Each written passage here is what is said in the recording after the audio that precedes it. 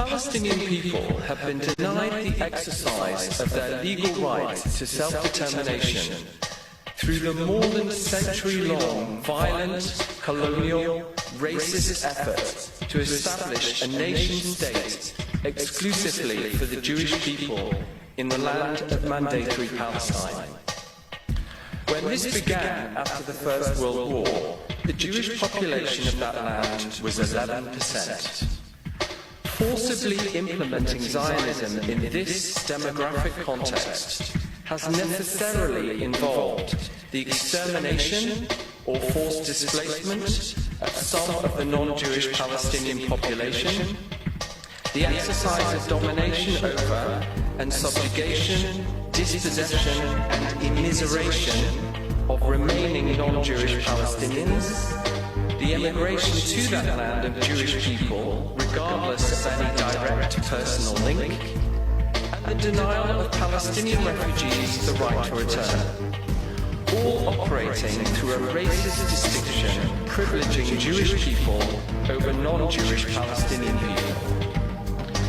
This has necessitated serious violations of all the fundamental Yos Kogan's and Erga Omnes norms of international law.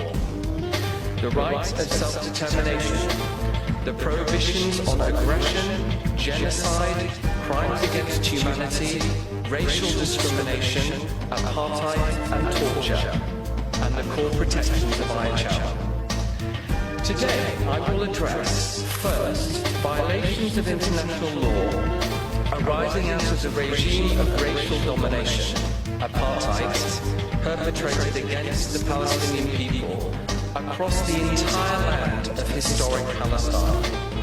And then, second, the existential illegality of Israel's occupation of the Palestinian Gaza Strip and West Bank, including East Jerusalem, since 1967. As a necessary prerequisite, I must begin with the special right granted to the Palestinian people in the League Covenant. The legal right of self-determination of the Palestinian people originates in the sacred trust obligations of Article 22 of the League Covenant, part of the Versailles Treaty. Palestine, an A-class mandate under British colonial rule, was, after the First World War, supposed to have its existence as an independent state provisionally recognised, a sui generis right of self-determination. The UK and other members of the League Council attempted to bypass this, incorporating the 1917 Balfour Declaration commitment to establishing a national home for the Jewish people in Palestine into the instrument stipulating how the mandate would operate. However, the Council had no legal power to bypass the Covenant in this way. It acted ultra vires, and the relevant provisions were legally void.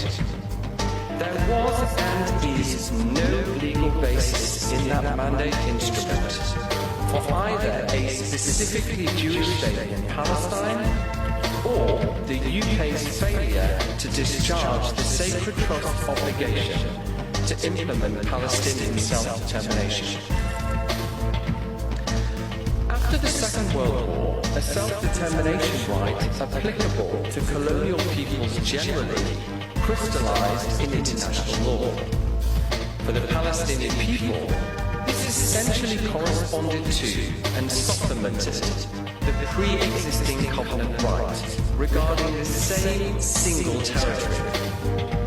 The 1947 proposal to partition Palestine was contrary to this, the Arab rejection and affirmation of the legal status quo. In 1948 then, Palestine was, legally, a single territory with a single population enjoying a right of self-determination on a unitary basis. Despite this, a state of Israel specifically for Jewish people was proclaimed in 1948 by those controlling 78%, more than 3/4 of Palestine, accompanied by the forced displacement, of a significant number of the non-Jewish Palestinian population, the Nakba catastrophe. This illegal secession was an egregious violation of Palestinian self-determination. Israel's statehood was recognized, and Israel admitted as a UN member despite this illegality. Israel is not the legal continuation or successor of the mandate. This violation of Palestinian self-determination is ongoing and unresolved.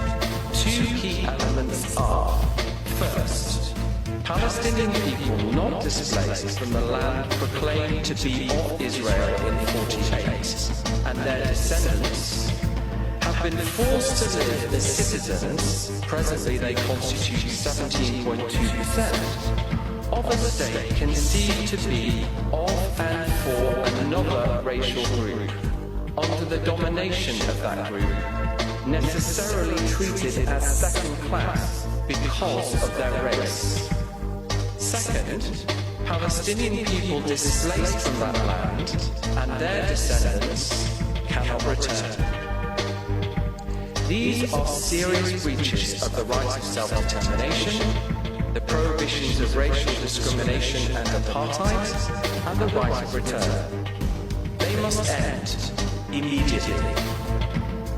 As if this ongoing Nakba was not catastrophic enough, in 1967, Israel captured the remaining 22% of historic Palestine, the Gaza Strip and West Bank, including East Jerusalem, the Nakba. It maintained that use of force to remain in control for the 57-year period since.